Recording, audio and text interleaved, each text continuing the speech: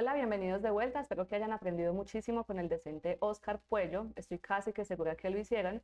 Entonces, vamos ahora a abordar los dos métodos que yo les voy a explicar, que es la metodología simplificada del gobierno francés y el español, y también Coach Essentials. Vamos a empezar entonces por la metodología simplificada del INRST, que son las siglas del Instituto de Seguridad y Salud de Francia, pero esta guía ha sido actualizada por el gobierno español a través del Instituto Nacional de Seguridad e Higiene en el Trabajo. ¿Cuál fue la actualización que le hicieron de manera rápida? Se las cuento. Básicamente actualizaron la información de los peligros de las sustancias químicas bajo la clasificación del peligro del SGA. Y por supuesto, dada la inmersión normativa en la que nos encontramos a causa de que muchísimos países a nivel mundial debemos implementar el SGA, esta me parece la metodología más apropiada para enseñarles y por eso lo voy a hacer con bases en la española y no en la francesa, pero es exactamente la misma, solo que la francesa todavía tiene el tema de frases R y S, que es lo que teníamos previo al SGA, mientras que pues la del gobierno español sí está actualizada con las frases H o indicaciones de peligro de las sustancias químicas bajo la clasificación del SGA. Entonces, toda esta información ustedes la van a poder encontrar también en el material complementario que les estamos compartiendo. Recuerden, por favor, revisar la plataforma educativa donde van a encontrar este material y muchísimo otro para que lo descarguen y lo tengan en sus documentos privados. Y parte de un libro que ha publicado el gobierno español que se llama Sistemática para la Evaluación Higiénica. El fundamento de este método es básicamente, pues digamos que tiene los mismos objetivos de cualquier otro método de valoración cualitativa. Poder establecer condiciones promedio de exposición en un ambiente de trabajo, decidir sobre la necesidad o no de adoptar medidas preventivas adicionales a las ya existentes, determinar la índole de las medidas preventivas que hubiera de adoptar y, por supuesto, priorizar las medidas preventivas necesarias. Recuerden ustedes que los métodos simplificados sirven para efectuar un primer diagnóstico de la situación que vamos a evaluar y, por lo tanto, pues se pueden utilizar para realizar estimación inicial del riesgo. Teniendo esto entonces claro, también recuerden que una de las ventajas que presentan los métodos en general, incluyendo por supuesto este, es su sencilla comprensión y aplicación, porque puede utilizar una información que es realmente obtenible de acuerdo a los procesos de cada organización y por lo tanto es fiable. También permite que sean aplicables a sustancias que no tienen establecido un valor límite de exposición. Recordemos que no todas las sustancias químicas han sido investigadas científicamente para estimar un nivel permisible de exposición, lo cual pues genera que no todas puedan a veces, pues como no todas pueden ser evaluadas de manera cuantitativa, este tipo de métodos, por eso es que son tan útiles en el momento de evaluar cualquier tipo de sustancia, siempre y cuando tenga una clasificación del sistema globalmente armonizado. Y de allí que sea tan importante o tan práctico para empresas que son pymes, de pequeñas o medianas empresas. Permite seleccionar de un pequeño grupo las sustancias químicas que sean más relevantes de acuerdo al potencial de riesgo significativo que tengan y pues se puede hacer un estudio más detallado de una forma posterior. También permite facilitar la elección del método que vamos a continuar para los controles que vamos a implementar y optimiza el presupuesto de seguridad y salud en el trabajo porque nos va a poder demostrar qué es lo prioritario que tenemos que intervenir. Recordemos que no siempre vamos a intervenir las 167 sustancias que tenemos, las 300, las 400, sino que vamos a seleccionar de la totalidad de nuestro inventario aquellas que representen mayor peligrosidad conforme los peligros que ya determinamos que eran prioritarios. En este método, ¿en qué consiste? Aquí tenemos un mapa de lo que es la intervención de un programa de riesgo químico. Vamos a centrarnos específicamente en esta ruta de trabajo que es del método INSHT. Lo primero, por supuesto, es tener el inventario de sustancias químicas, súper importante. De allí vamos a identificar qué sustancias químicas tenemos que representen peligros para la salud. Por supuesto, vamos a identificar cuáles de ellas tienen peligros críticos potenciales, es decir, vamos a priorizar los peligros de las sustancias de acuerdo a esos peligros que vimos que generaban enfermedad laboral o accidente de trabajo grave. Una vez sepamos cuál es esa población de sustancias o ese grupo prioritario, con ellas lo que vamos a hacer es ya valoración del riesgo. Particularmente el método español, el método del INSHT, consiste en dos etapas. Una primera etapa que se llama jerarquización del riesgo y una segunda etapa que ya es la valoración propiamente del riesgo. ¿Qué se hace en la etapa de jerarquización? Priorizar aún más la intervención. De esos que seleccionamos que eran prioritarios por sus efectos en salud, vamos a hacer un primer análisis de exposición y aquello que nos dé medio o elevado, va a continuar el análisis posterior más detallado. Aquello que en la etapa de jerarquización les dio un riesgo bajo, pues no tendrá necesidad realmente de seguir haciendo el resto de la evaluación. Sin embargo, esto no es camisa de fuerza, ustedes como organización pueden determinar a qué le siguen haciendo las etapas posteriores de la valoración. La recomendación, por supuesto, empezar por aquellas cuya jerarquización del riesgo dio alto y luego continuar con las que haya dado medio. Si ninguna nos dio alto, pues por supuesto nos iremos con la que nos dé medio. Si ninguna nos dio medio ni alto, maravilloso, ustedes tienen el riesgo controlado, pueden decidir trabajar con las que les dio un resultado mayor dentro de la clasificación de riesgo bajo, como para optimizar y terminar de ajustar controles, o pues realmente tenemos el riesgo controlado y lo podemos demostrar a pesar de que teníamos químicos potencialmente peligrosos. Eso nos los da la jerarquización. Entonces, con la jerarquización podemos optimizar muchísimo más ese grupo de sustancias a las que le vamos a aplicar valoración del riesgo. Este método en particular valora el riesgo por dos vías de exposición solamente, por vía inhalatoria y por vía dérmica. La vía por ingestión no la estipula porque no es una vía ocupacional y nunca ha sido pensada para ser una vía ocupacional, y el riesgo frente a, o digamos, el componente ocular tampoco lo toma en cuenta porque sencillamente para este riesgo cualquier sustancia es importante frente a una afectación que causa a nivel ocular, desde la que es irritante leve hasta la que es, por supuesto, corrosiva, que causa lesiones oculares graves. Entonces, por esto es que el método no toma en cuenta vías de ingestión y vía ocular. Solamente tiene en cuenta vía inhalatoria y vía dérmica. Entonces, ¿qué sucede? Del grupo de sustancias que ustedes priorizaron, lo que van a hacer es jerarquización del riesgo. Aquello que nos dé un resultado medio o alto pasa a la siguiente etapa de valoración del riesgo, y dependiendo de la vía de exposición de afectación de dicho agente, ya tendremos que aplicar el método inhalatorio, el método dérmico o quizás ambos. ¿Eso quién nos lo va a decir? El peligro de la sustancia. Si la sustancia es tóxica por inhalación y nos dio un riesgo alto en la etapa de jerarquización, pues tendremos luego que aplicar el método de evaluación vía inhalatoria. Si de repente esa sustancia química que priorizamos por sus peligros en la jerarquización nos dio medio o alto, tanto su efecto en salud para piel como por inhalación, tendremos que aplicar ambos métodos. Igual vamos a verlo con más calma para que ustedes puedan tener ejemplos prácticos. Muy bien, ¿qué tenemos entonces en la etapa de jerarquización del riesgo o cómo lo realizamos? Lo hacemos teniendo en cuenta tres variables diferentes. Una de ellas, por supuesto, el peligro que representan las sustancias, cuál es la cantidad relativa de producto que utilizamos en el proceso y con qué frecuencia lo utilizamos. Con estas dos variables de cantidad y frecuencia estimamos la exposición potencial, y con la exposición potencial más el peligro de la sustancia tendremos el riesgo potencial, que esta es la definición básica y fundamental de riesgo químico. Peligro dado por la sustancia química y exposición dado por frecuencia, cantidad, tiempo de exposición, etc. Entonces vamos a revisar cada uno de estos elementos, cómo los conseguimos, a partir de qué lo podemos obtener y qué debemos tener en cuenta.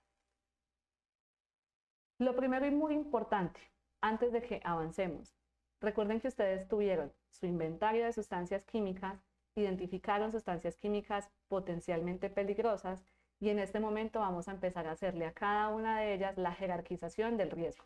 Aquello que nos dé medio o alto continuará las siguientes etapas. Pero acá no estamos hablando solo de una sustancia química. Cuando hablamos de valorar el riesgo químico, estamos hablando de que lo debemos hacer por puesto de trabajo, por actividad, por tarea, por sustancia química. Hay muchos factores que influyen. Entonces, si una sola sustancia química es utilizada por diferentes trabajadores, de antemano la valoración del riesgo la tenemos que hacer de manera individual a cada uno de estos trabajadores, sobre todo si realiza tareas diferentes. No es lo mismo en un proceso productivo el riesgo que tiene la persona que adiciona los insumos al proceso versus el riesgo más adelante en el proceso que tiene otro trabajador que solamente toma muestras para análisis físico-químico de laboratorio. Aunque es la misma sustancia, en ese ejemplo que les orienté tendríamos que hacer la valoración del riesgo dos veces. Entonces, para cada valoración del riesgo, las etapas son, bajo el método INSHT, primero jerarquización, y del resultado vamos a mirar si tenemos que aplicar la inhalatoria o la dérmica.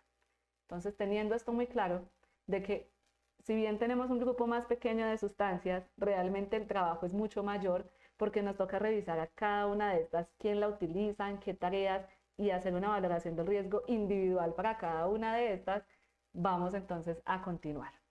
El peligro de la etapa de jerarquización del riesgo, sin duda alguna, como ya sabemos, lo orientan o lo asigna cada sustancia química peligrosa.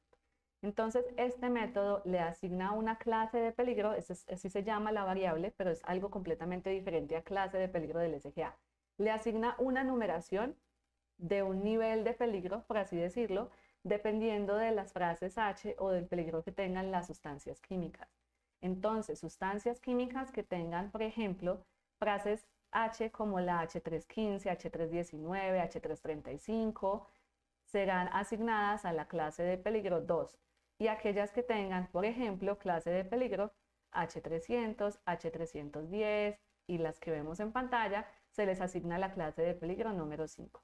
Entonces, lo primero, tener el inventario. Lo segundo, revisar las frases H de las sustancias que estamos priorizando. Número 3, de acuerdo a esas frases H, vamos a asignarle una clase de peligro para el método, considerando cada asignación dada para cada una de estas frases H. Así es como determinamos el componente o la variable de peligro de la etapa de jerarquización del riesgo de este método. La segunda parte, cantidad relativa de producto. También tenemos diferentes clases, digamos que a cada variable el método le llama clases. Entonces, la clase de peligro ya vimos cómo, ahora estamos en la clase de cantidad, cómo se le asigna o a qué corresponde. También es de acuerdo a la cantidad de sustancias químicas utilizada al día, se le asignará entonces una numeración que va del 1 hasta 5, siendo 5 obviamente lo más crítico. Si ustedes al día o sus trabajadores utilizan menos de 100 gramos o 100 mililitros, le asignamos a esa sustancia química en esa jerarquización que estamos haciendo para esa tarea puntual del trabajador una clase de cantidad 1. Por el contrario, si ese trabajador al que le estamos valorando el riesgo utiliza más de 1000 kilogramos o más de 1000 litros al día, le vamos a asignar a esa sustancia química en esta etapa de jerarquización una clase de cantidad 5, para que lo tengan presente. Posteriormente, lo que vamos a hacer es conocer cuál es la frecuencia de utilización. Para ello tenemos esta tabla que observan en pantalla. Acá es muy importante diferenciar la periodicidad con la que utilizan la sustancia. Si el trabajador de ustedes utiliza esta sustancia química todos los días, por favor ingresen en la tabla por la opción que dice día. Si el trabajador la utiliza algunos días, pero no todos los días, sin embargo a la semana sí la utiliza por lo menos más de un día, entonces vamos a ingresar en la tabla por la opción de semana. Si la utiliza varios días, pero tampoco que digamos que cada semana lo utiliza, sino que más bien son algunos días al mes, vamos a ingresar por la opción de mes en la tabla. Y si finalmente solamente es algunas veces al año, ingresaremos por la parte de año. Cuando ustedes tengan presente esta periodicidad de utilización, ahora vamos a mirar realmente la frecuencia de utilización, si es ocasional, intermitente, frecuente o permanente. Entonces, vamos a suponer que el trabajador lo utiliza todo el día y todos los días.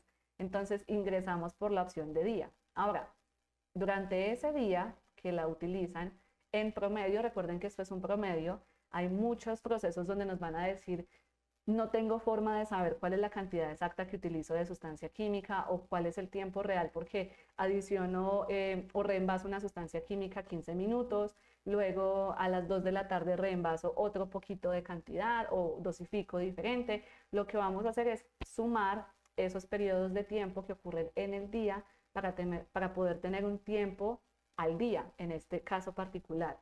Entonces, si al día utilizan menos de 30 minutos, diríamos que la frecuencia es ocasional y se le asigna una clase de utilización de 1, según el método.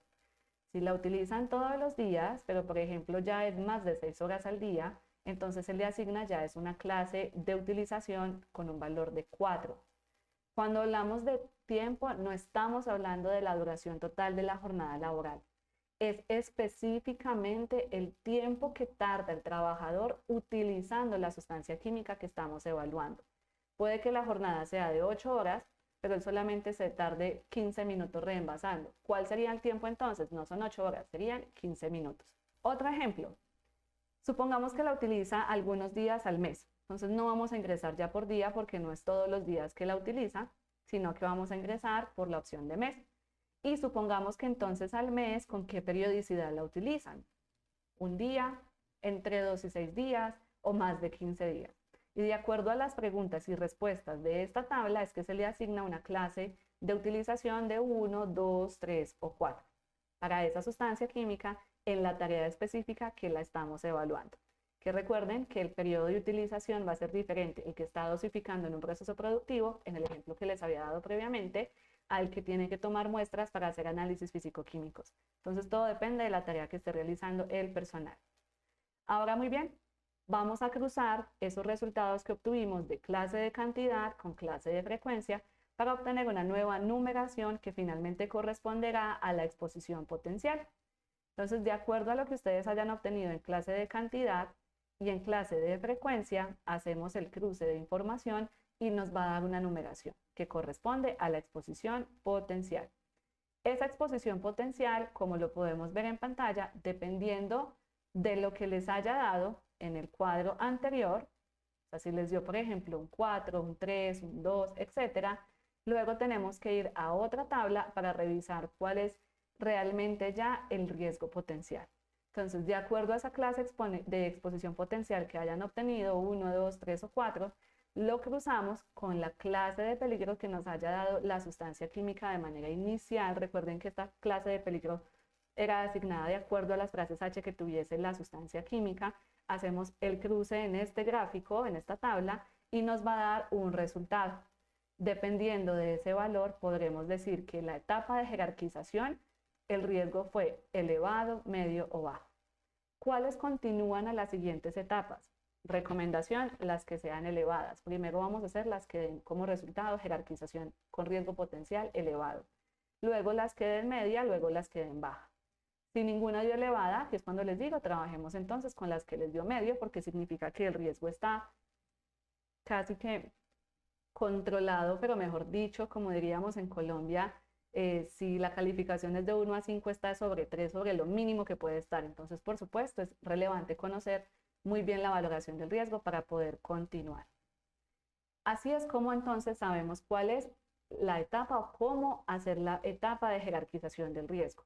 Recuerden, lo que nos dé medio o alto pasa a las siguientes etapas, de evaluación inhalatoria o de evaluación dérmica. ¿De qué depende hacer la una o la otra?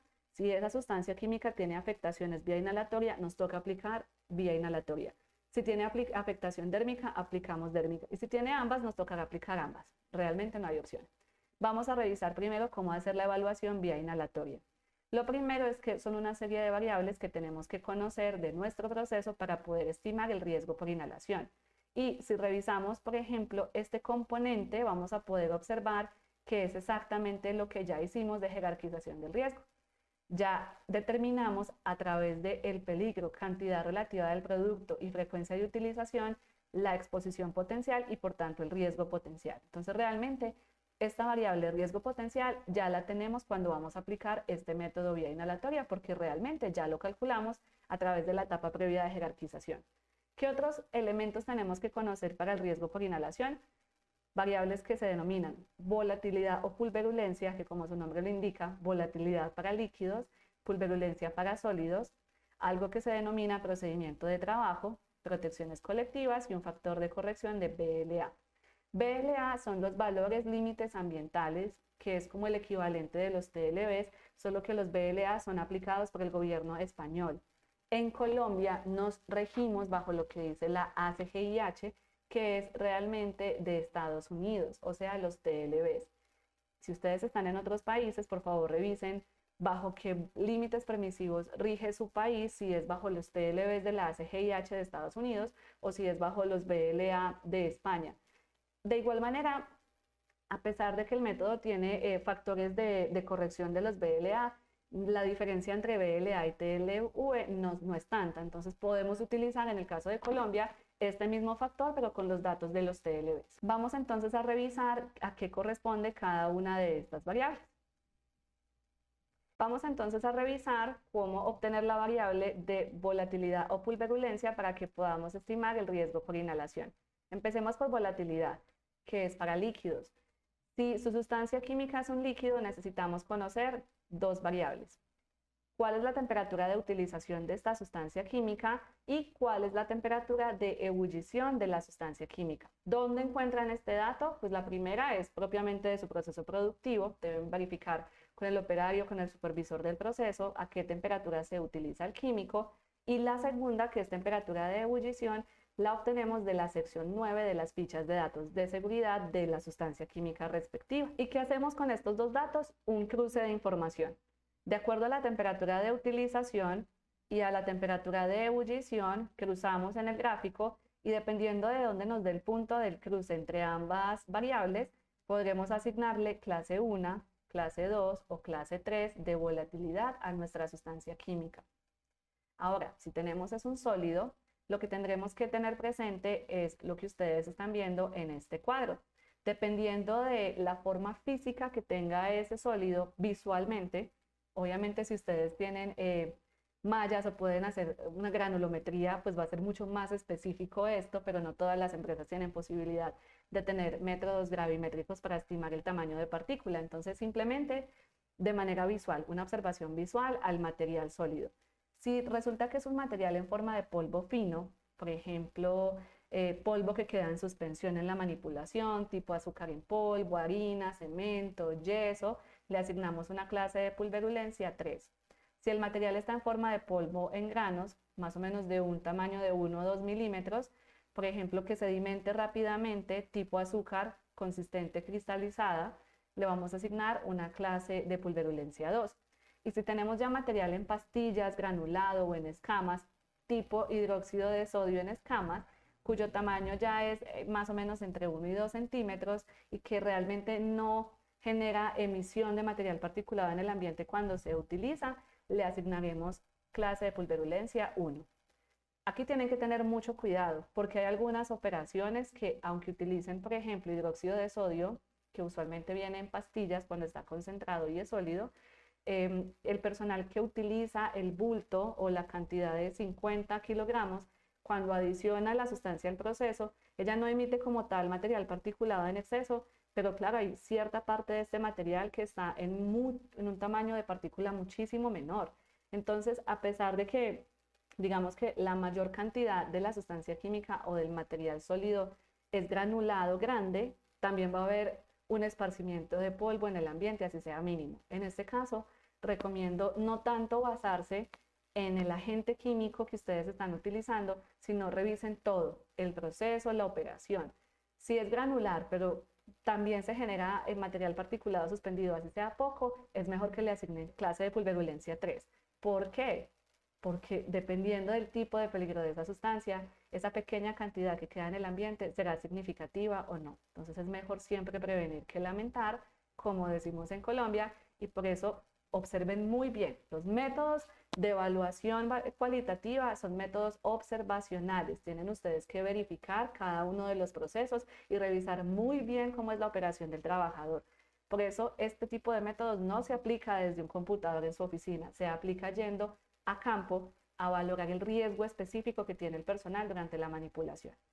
Así es entonces como determinamos la variable de volatilidad si tenemos líquido o pulverulencia si tenemos sólido.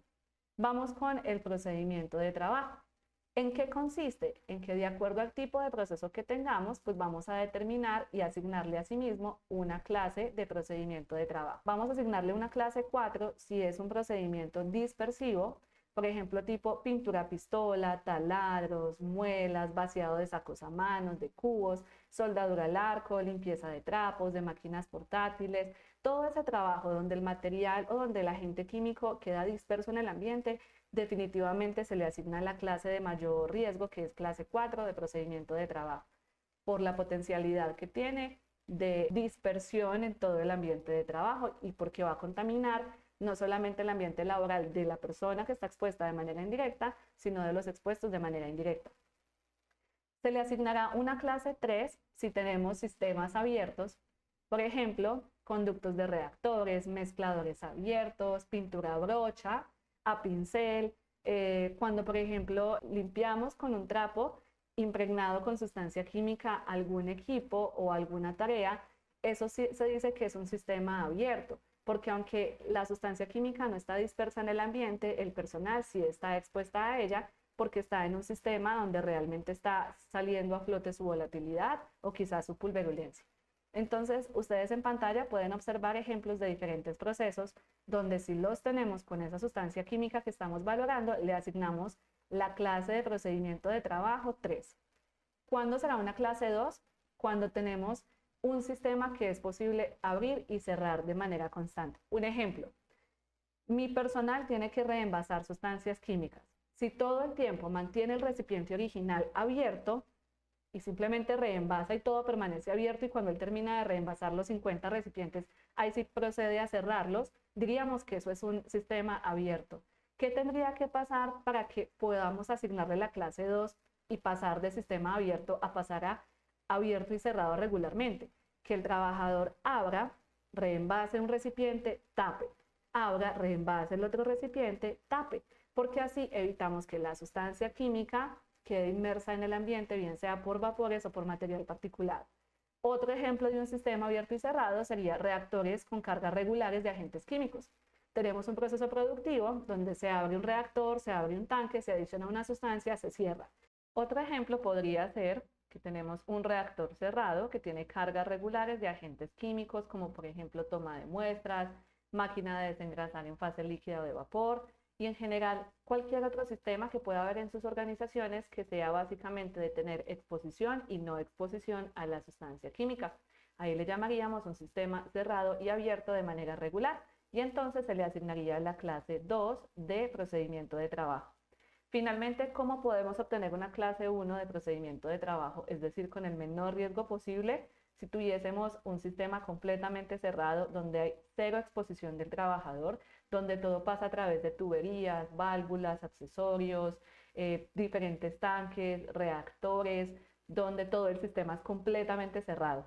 Solamente en estos casos diríamos que tiene la menor clase de riesgo de procedimiento de trabajo que se le asignaría a la clase 1.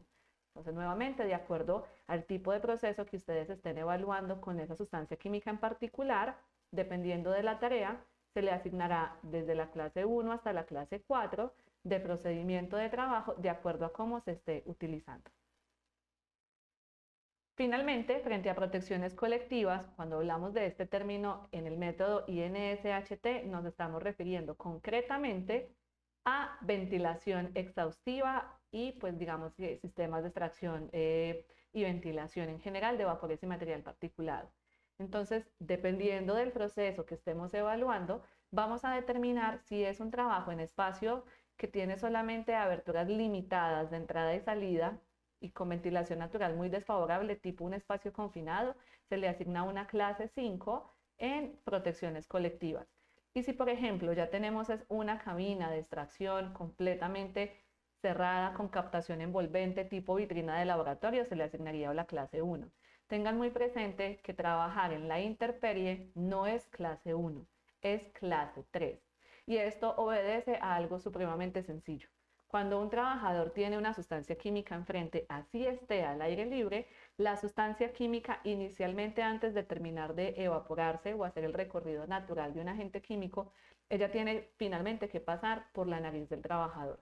Si el trabajador no tiene elementos de protección, vamos a tener exposición inhalatoria. Entonces, en ocasiones pensamos que porque los trabajos se hacen a la intemperie, representan un riesgo muchísimo menor y realmente no. Lo que ocurre es que simplemente la movilidad del agente químico ocurre con mayor rapidez, pero depende también el tipo de ambiente que tengamos. Es un ambiente muy caluroso donde hay muy poca ventilación natural, donde no hay circulación del aire, no hay viento, pues va a permanecer finalmente a la misma altura del trabajador. Entonces, aunque sea al aire libre, esto no es garantía de que el personal va a tener riesgo bajo. Teniendo esto claro, es por ello que trabajos a la intemperie nos asignan una clase de riesgo 3 frente a protección colectiva. Igual a aquella donde tenemos ya un lugar cerrado y el trabajador, a pesar de que esté alejado de la fuente de emisión, realmente no hay un sistema de extracción y ventilación. Esto es para todos los espacios que tenemos en fábrica, donde aunque sean espacios supremamente grandes, no hay un sistema de extracción que movilice el aire hacia otros espacios de trabajo, principalmente fuera de ellos. Esto pasa muchísimo en empresas donde no hay separación de áreas. Entonces tenemos todo el proceso productivo y todas las líneas de producción en una misma bodega, aunque sea enorme, y de hecho también a veces tenemos allí personal administrativo trabajando. Entonces, independientemente de si el trabajador está alejado de la fuente de emisión, por ejemplo, tenemos un mezclador de sustancias químicas y él lo deja mezclando en la parte o en la esquina, pero él está trabajando en otro lugar. Si en este espacio de trabajo no hay ningún sistema de ventilación y extracción, se le asignaría la clase 3, porque ese vapor o ese material particulado que se está generando en un espacio diferente a donde está el trabajador, eventualmente por la misma acción físico-química de la gente, se va a trasladar hacia donde está el trabajador y vamos a tener exposición, sobre todo si no tiene elementos de protección personal. Y por supuesto, lo mismo sucede si tenemos ventilación mecánica general. Como ustedes pudieron, digamos, revisar o lo harán en nuestro espacio académico de higiene industrial aplicada a agentes químicos, la extracción general no siempre es la mejor decisión. Realmente casi nunca es la mejor decisión. Y es lo que observamos como sistema de extracción en muchas empresas. ¿Tiene sistema de ventilación? Claro, mira, tenemos 4 extractores de pared, súper chiquitos, para un área súper enorme. Entonces, de antemano les mencionamos, la extracción general casi nunca es la opción. Por supuesto, previamente a poder enunciar públicamente esto, tenemos que hacer un estudio higiénico para ustedes determinar realmente cuál es el extractor pertinente. A lo mejor su proceso, por el tipo, por el área o volumen a trabajar, sí es necesario con simplemente un sistema de extracción general, pero tenemos que hacer un estudio higiénico previo. O sea, eso de poner un extractor y ya tengo extractor casi nunca funciona. Asimismo, si tenemos ya cabinas de extracción, pero son de diferentes tipos, pues se le asignará una clase 2 de protección colectiva. Y aquí tenemos diferentes ejemplos para revisar puntualmente en nuestra organización cuál nos aplica y poder determinar así, para el tipo de sustancia que estamos analizando y el proceso que estamos evaluando o la tarea, cuál sería el nivel o la clase de protección colectiva para poder realizar la evaluación por riesgo de inhalación. Finalmente, ¿en qué consiste el tema del factor de corrección? Dependiendo del TLB para Colombia, de acuerdo a la ACGIH, o para España los BLAs, dependiendo de ese valor que tenga precisamente ese agente químico, en el caso de que tenga valores permisivos, se le asignará un 1, un 10, un 30 o un 100 como factor de corrección. ¿Qué vamos a hacer con aquellas sustancias químicas que no tienen TLBs? Porque recuerden que no todas lo tienen. Se le asigna un factor de corrección 1, realmente. ¿Qué hacemos con mezclas donde los TLBs son de componentes individuales? Pues el método ofrece diferentes alternativas. La manera en la que nosotros lo hemos trabajado es que tomamos el TLB del compuesto químico que tiene un TLB como de mayor preocupación, es decir, de menor denominación. Es el que nos dice que a menores cantidades en un volumen de área de trabajo va a afectar muchísimo más. Ese es el que tomamos como referencia y vamos a revisar acá.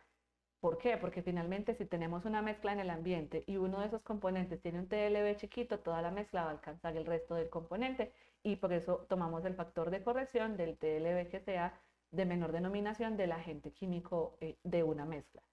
Si finalmente ustedes están evaluando es una sustancia química pura, pues va a ser muy sencillo porque si tiene TLB, simplemente venimos, revisamos si es mayor a 0.1, entre 0.01 y 0.1 y le asignamos el respectivo factor correctivo. ¿Qué vamos a hacer con todos esos datos? Pues por fin calcular el riesgo por inhalación. Ya habremos calculado el riesgo potencial, que recuerden que es el mismo procedimiento de jerarquización, entonces ya tenemos este resultado para la sustancia química que estamos evaluando, en el proceso puntual que estamos evaluando, ya tenemos los datos de volatilidad, si es líquido, o pulverulencia, si es sólido, ya hemos revisado cuál es el procedimiento de trabajo para nuestro proceso en particular y las protecciones colectivas que posee. Asimismo, cuál es el factor de corrección del TLB de la sustancia que estamos evaluando.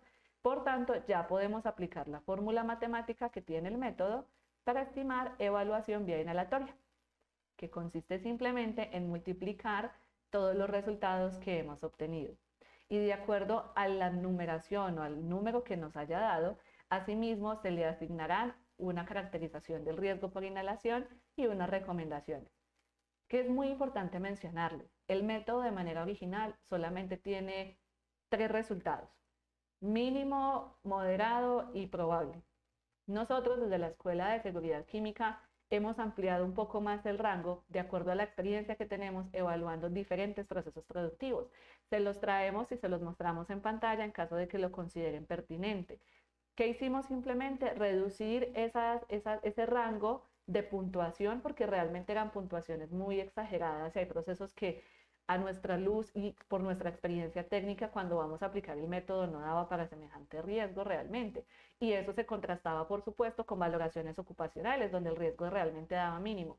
Entonces nos pareció realmente que el método, los resultados que ofrece son muy detallados y no de manera muy práctica. Entonces, pueden, por supuesto, utilizar los resultados que ofrece el método o pueden utilizar estos resultados que les ofrecemos en la Escuela de Seguridad Química, con el que se sientan más cómodos. A medida que ustedes vayan implementando este tipo de métodos, se van a dar cuenta realmente cuáles resultados conviene más para cada proceso de evaluación.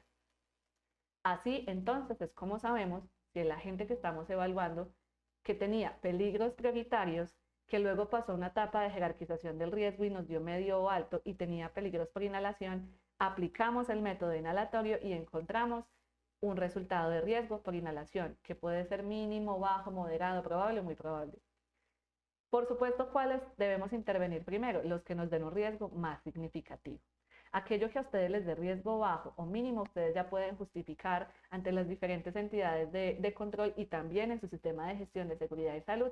Mira, teníamos una sustancia química peligrosa prioritaria porque era cancerígena, tóxica aguda, por lo que fuese que nos haya dado en esa etapa inicial de priorización de peligros, la pasé por un proceso de jerarquización del riesgo medio elevado, continué un proceso simplificado de evaluación más detallado, pero para concluir, la exposición es baja. Por lo tanto, el riesgo lo tengo bajo control. Por lo tanto, no tendría que hacer mediciones ocupacionales si realmente ustedes no lo necesitan, a menos que ustedes quieran optimizar un proceso productivo. Cuando nos da como resultado alto, ¿qué podemos hacer? Entrar a evaluar diferentes factores para conocer cómo podemos disminuir ese resultado. El agente químico, a menos que lo sustituyan o lo eliminen por el componente de riesgo potencial, siempre va a ser el mismo resultado, porque depende realmente de la sustancia química. Recuerden que este riesgo potencial, vamos a devolvernos para verlo, ese riesgo potencial parte desde un inicio del peligro asignado de la sustancia.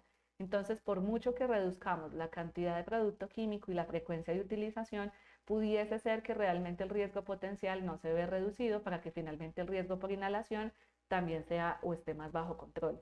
Entonces, una opción sí sería que empecemos a determinar de todas estas variables cuáles podemos modificar para justificar o más bien para ajustar nuestro proceso productivo y lograr que en una siguiente evaluación del riesgo por inhalación nos dé un menor valor. Un ejemplo, revisemos la cantidad del producto. ¿Realmente hay necesidad de utilizar esta cantidad? Les pongo un ejemplo. En los servicios de limpieza y desinfección, el personal usualmente piensa que tiene que utilizar una cantidad súper alta de hipoclorito de sodio, cuando realmente una cantidad mínima también tendría el mismo efecto de inhibición microbiana. Entonces, en ese tipo de procesos podríamos bajar la cantidad haciendo pruebas científicas. Bueno, científicas me refiero a pruebas en campo en la organización, leyendo artículos científicos. Ustedes están invitados como administradores del programa de riesgo químico a ser muy académicos realmente, a tomar la literatura científica para poder optimizar sus procesos. Entonces, de repente la cantidad que están utilizando no es la mínima que pueden utilizar y quizás la podemos reducir. Entonces, con una variable que reduzcamos, volvemos a aplicar el método, revisamos y puede que el resultado haya sido diferente. Si no podemos reducir la cantidad, entonces revisemos la frecuencia de utilización.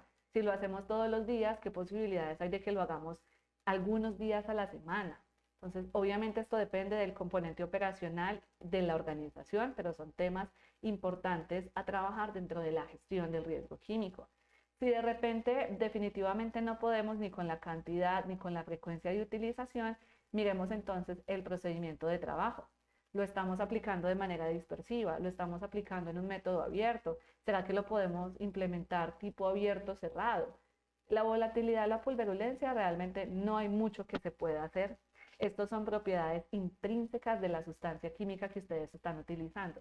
Entonces, la única forma en que nos podría dar diferente en el caso de volatilidad es Si la utilizamos, por ejemplo, a una temperatura de operación elevada, disminuimos esa temperatura de utilización o de operación si el proceso lo permite, no siempre lo permite.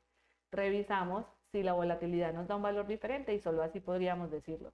Pero de resto, el tema de pulverulencia, eso es propio de cada agente químico realmente. Entonces, como son propiedades físicas intrínsecas de la sustancia o del agente, es muy poco probable que podamos hacer algo frente a esta variable. Tenemos procedimiento de trabajo que ya les mencioné que sí podríamos revisar cómo lo podemos optimizar y por supuesto que podemos mejorar las protecciones colectivas. Sí podemos entrar a revisar qué tipo de proceso tenemos, qué tipo de extracción tenemos y podríamos pasar de tener ausencia de ventilación mecánica a tener un sistema con extracción localizada específica tipo captación envolvente. Entonces sí es posible reducir de riesgo clase 4 a riesgo clase 1 en protección colectiva para tratar de disminuir los valores finalmente de esta ecuación matemática y que así el riesgo inhalatorio nos dé menor. Hay, como les cuento, bastantes elementos que ustedes pueden hacer, pero se trata de entrar a revisar, hacer una valoración inicial vía inhalatoria y entrar a jugar, bueno, ¿qué puedo modificar de mi proceso para reducir el riesgo? Entrar a reducir lo que creo que podría reducir.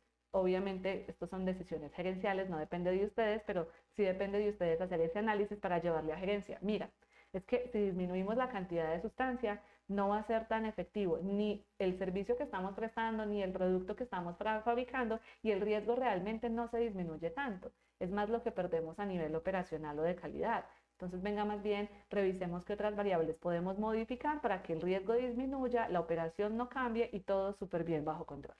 Eso hará parte de la gestión que ustedes realicen. Entonces, ¿en qué punto vamos?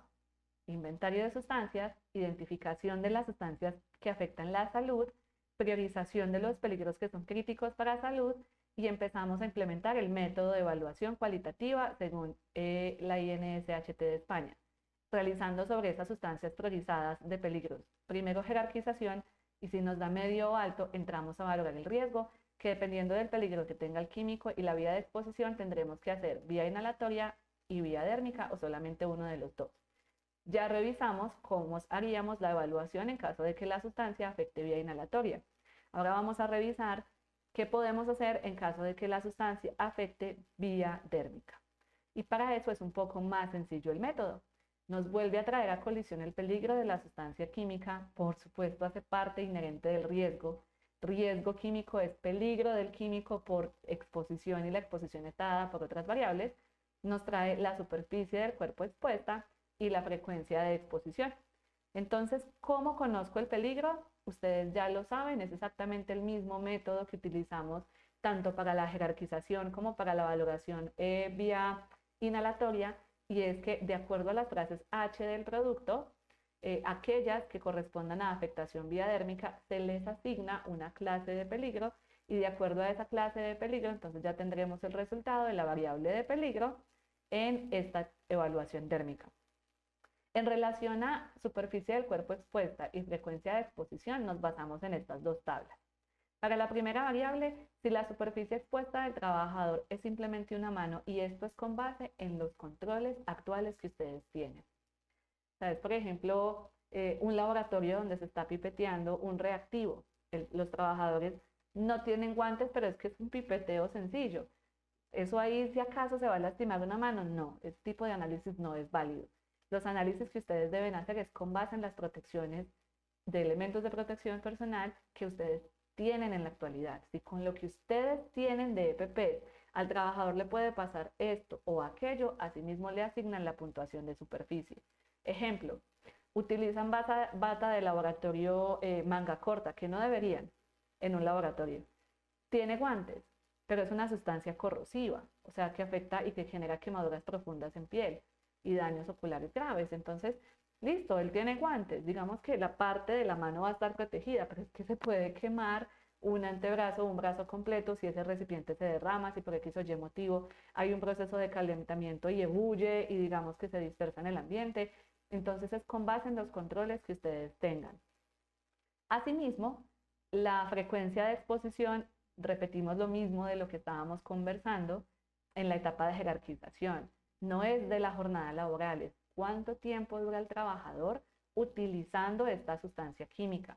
Si lo hace varias veces al día, esto es con base en día, así el trabajador no utilice la sustancia todos los días, vamos a revisar un promedio de las veces que lo utiliza en diferentes días y asignamos asimismo esta validación. Entonces, si el trabajador utilizando la sustancia lo hace en total menos de 30 minutos al día, cuando lo hace, se le asigna una puntuación de frecuencia 1 y si por el contrario es 6 horas seguidas de manera continua, estando expuesto al químico, utilizándolo, se le asignaría una puntuación de 10. Y ya luego con estos tres datos simplemente aplicamos la fórmula de la evaluación dérmica, que es simplemente multiplicar esas tres variables para conocer un resultado y aplica exactamente lo mismo. Es la misma tabla con el mismo fundamento teórico que les di. El método tiene unos resultados diferentes, no son diferentes, sino que los rangos son más amplios. En la Escuela de Seguridad Química les tenemos estos para ustedes, pueden aplicar y acogerse estrictamente al método o acogerse a este sin ningún problema, que como les digo ha sido validado con diferentes estudios con nuestros clientes a través de valoraciones tanto cuantitativas como de conocimiento de los diferentes procesos.